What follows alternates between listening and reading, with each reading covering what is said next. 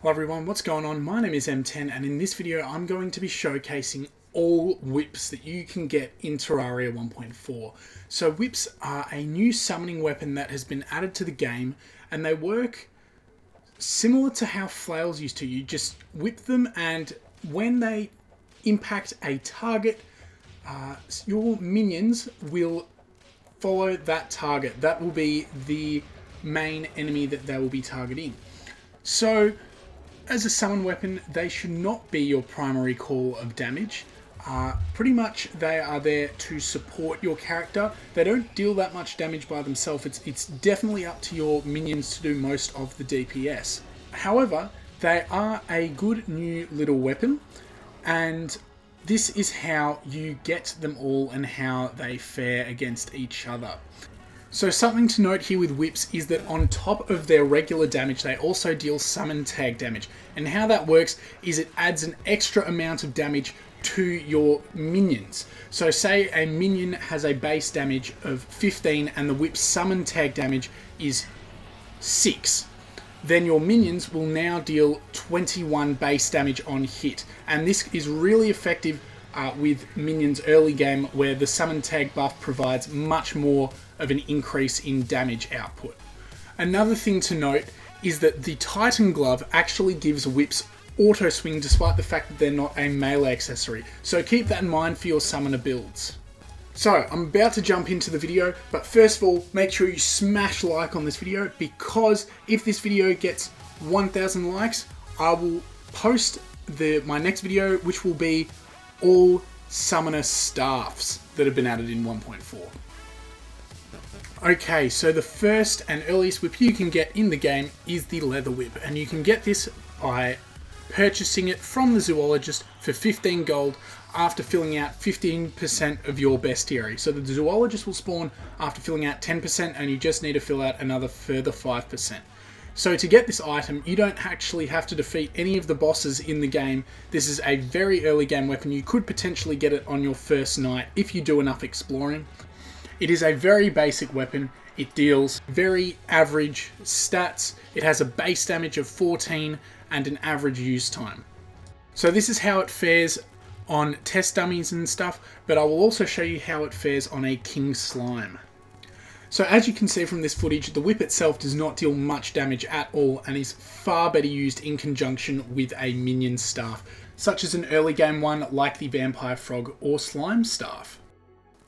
Okay, so up next we have the Snapthorn, which is a jungle tier whip that you can get pre-hard mode. And to craft this thing, you will need 12 stingers, 3 vines, and 3 jungle spores and craft it at an anvil. It has a base damage of 18 and a summon tag damage of 6. And it has a slightly longer range than the leather whip, reaching 12 tiles instead of 11. So as we can see against the King Slime, this item fares a little bit better, but still nothing too crazy out of the world without the minions. Okay, so that is all for the pre-hard mode whips. The next 6 whips out of a total 8 are all found in hard mode.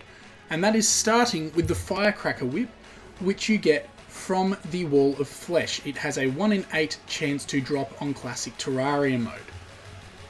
So the Firecracker has a largely increased base damage of 40, however it doesn't have any summon tag damage, and that is because it has a different special attack.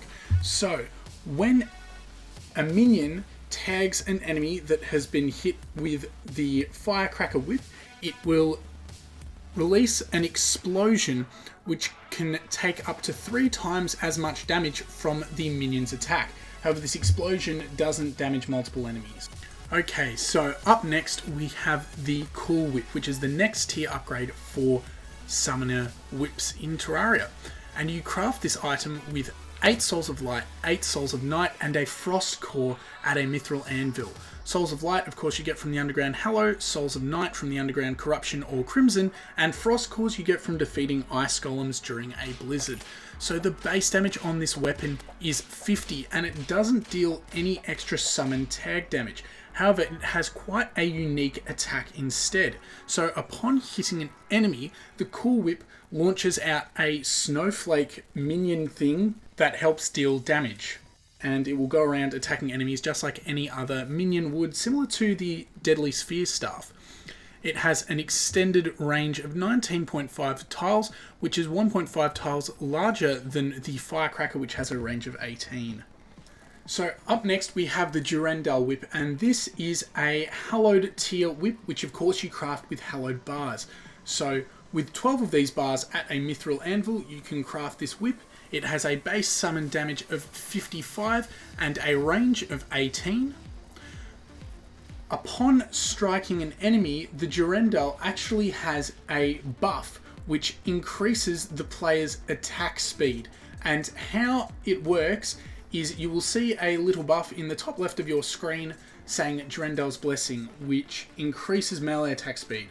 So your whip will swing faster once you have struck an enemy, so you can deal continuous damage more often, but alongside that, if you switch to another melee weapon, it will also increase its attack speed.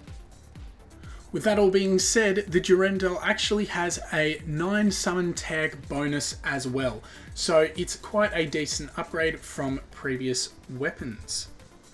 Okay, so up next we have the Morningstar. Now, base damage wise, this is actually the highest damaging whip in Terraria 1.4 with a base damage of 180, but I don't believe that it is the most powerful whip, and I will explain why. So despite this whip having the most powerful damage, it actually has quite a slow use time of 45 in comparison to 30, which most other whips have. And I think this works a lot more negatively in its favor because the DPS is actually a lot lower than the next two whips I'm going to discuss after this. Anyway, how do you get this whip? You get it from the hard mode dungeon. And just side note, what have they done to the hard mode dungeon? I'm so confused. Like, I don't know how I feel about all the breaking blocks and stuff like that. It's a bit weird. Anyway, moving on, you get this item from the hard mode dungeon. So you have to have Plantera defeated, and you can get this whip dropped by Blue, Rusty, and Hell Armored Bones with a 1 in 200 drop chance. As you're about to see, I got very lucky. I got it on like my 5th one. But so another thing that works negatively in this whip's favor is that the summon tag damage is only 5. And that is a lot lower than the summon tag damage of the best whip in the game, which I will discuss later. And it has a lower range as well, with a range of only 16. So that's all I have to say about this weapon. Now moving on to the final two whips. Okay, so up next we have the Dark Harvest Whip, which is a drop from Pumpkins in the Pumpkin Moon. It's not a super rare drop. I think it's the exact same as all other Pumpkin drops. I managed to get several when fighting the Pumpkin Moon in this run. So the Dark Harvest Whip actually has a much lower base damage than the Morningstar, with only a 100 base damage. However, it has the faster use time, a slightly longer range, and it also has this Dark Energy buff. So how Dark Energy seems to work is when you hit an enemy with the Dark Harvest, and then a minion hits that same enemy that's been targeted, the enemy will shoot out Dark Energy shards, which deal about 10 damage each. So the Morningstar, depending on how you use it, may deal a slightly higher DPS to a single target, but to multiple targets, the Dark Harvest has a much higher DPS. Okay, so we finally move on to the best whip in the game, and that is the Kaleidoscope whip. So this whip does not have the highest base damage. It has 165, which is 15 less than the Morningstar. However, it has the average use time of 30, and on top of its 165 base damage, it has a plus 20 summon tag damage, which is huge. So to demonstrate that, I'm going to show off how the little feather staff, the little birds that you get at the start of journey mode, how much damage they do to the golem in comparison with the summon tag buff from the Kaleidoscope, and it's enormous. So you're probably wondering, how do I get this thing? Well, it has a chance to drop from the new boss, the Empress of Light, which is the hallowed boss, and it is a quite difficult boss, so this is a relatively end game weapon, so just keep that in mind. Anyway, I think this is a great addition for all summoners in the game. I would highly recommend this if you are an endgame summoner to be using this weapon, because it is pretty solid all round. Once again, not great on its own, but in conjunction with the minions and maybe even like a Stardust Armor Guardian, it is fantastic. Anyway, that's all I have to say for this video. If you enjoyed and learned something, please leave a like on this video, because these videos do take a while to make. Also, if you have made it to the end of this video, let me know in the comments section down below by using the code word treasure bag. Let me know. Write that down in the comments section down below, and I will know that you've made it to the end of the video.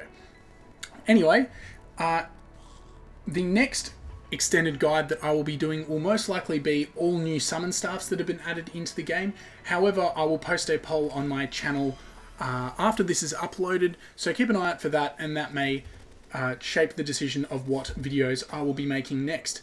Anyway, if you did enjoy, like I said, leave a like, subscribe for more content coming soon, turn on notifications, leave a comment down below. Thank you very much for watching, and I will see you all next time.